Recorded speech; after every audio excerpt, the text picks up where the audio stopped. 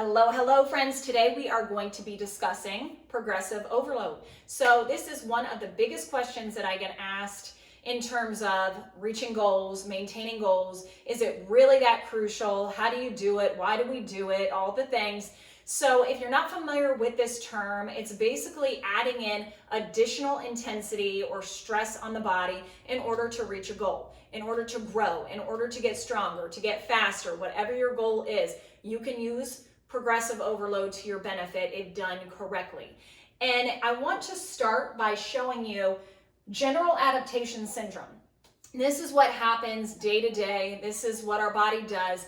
If we get caught up in the same thing every single day, I know some people I see at the gym, for the last 5 years, they're doing the exact same routine, and that's fine, but if their body's not changing, they only have themselves to blame because they have not introduced progressive overload into the mix. So there's basically 3 phases to this general adaptation syndrome. So let's say you're waking up in the morning, everything's baseline, and then you go to the gym, you lift the weights. So we have alarm, resistance, exhaustion. This shows you what happens to our body during the process. We lift and we're going up because our body's recovering after, and it's becoming adapted, and then it goes back down during the exhaustion phase. Okay, so this is what's going to continue if we don't introduce progressive overload. So basically, progressive overload just piggybacks on stress recovery adaptation. So there's the exposure of the stressor, whatever you're doing, you're increasing, which we'll go over here in a second, and then you have that growth period, and that increases your performance, so then you can expose something different next time, and then you grow a little bit more, you perform a little bit more. So the whole name of the game with this cycle is that you don't do the same thing to fulfill the progressive overload day in and day out. There's no way someone is going to reap the benefits of progressive overload by just increasing their weights every single day or every single week. That is not what is going to make you perform better at the end of the day. You need to incorporate multiple aspects of progressive overload. And I think so many people hear progressive overload and they just think weights, lift heavier. That's what it's all about. Wrong.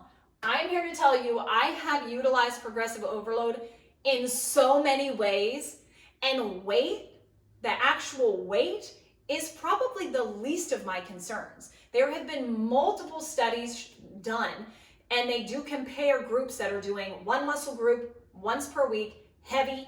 They keep progressing with the weight, and then they show what it's doing to the muscle fibers compared to someone that's working that same muscle group twice that week, or maybe even 3 times that week, much lighter weight, higher reps, but they're adjusting things elsewhere, and they're seeing so much more growth in the other group. So, it's all a balancing act, but number 1, of course, you can increase the weight, but you're not going to be able to increase that weight, stay at the same weight, keep progressing. It's just not going to happen. So if you are doing progressive overload using weight, heavier weight, then just understand there are going to be better days and there are going to be worse days. And it's just how it is if you're not focusing on other aspects of progressive overload.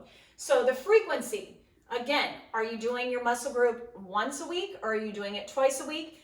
Are you switching up the combinations? I don't even have that listed on here.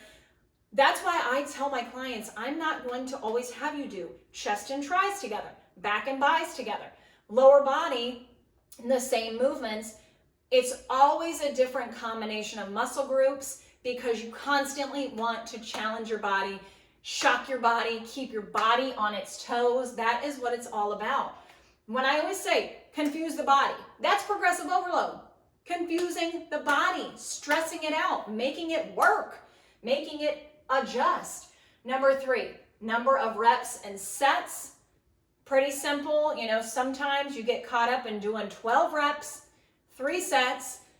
Sometimes you just have to put on a timer. So the video that I just posted, I only had 20 minutes to work out, and I set a timer, looked at it for 30 seconds, decided, okay, I'm going to switch it up today. I'm going off a time, and I'm going to go and I'm going to switch as soon as, I hit that 30 seconds. I'm going to go to the next muscle group, and then I'm going to go to the next one, and I'm not going to stop. No rest. So resting time is the next one. Minimize the resting time. Or, one day do that. Boom, boom, boom, boom, boom. No rest at all. Very lightweight, high reps. And then a day or two later, go heavy and rest longer. There's something to be said about having a set plan, but always tweaking the plan as you progress. There's little ways of tweaking, and these are ways to do it. Number 5, pulsing. Time under tension is a huge, huge factor in terms of muscle growth and defining the muscle. So I do a lot of pulsing movements with clients. I'll have them do, like a full range and a pulse, a full range and a pulse. Or even, I'll have them do 30 seconds full range, and then they do 30 seconds pulsing, keeping the tension on that muscle group. Huge in terms of achieving your goals.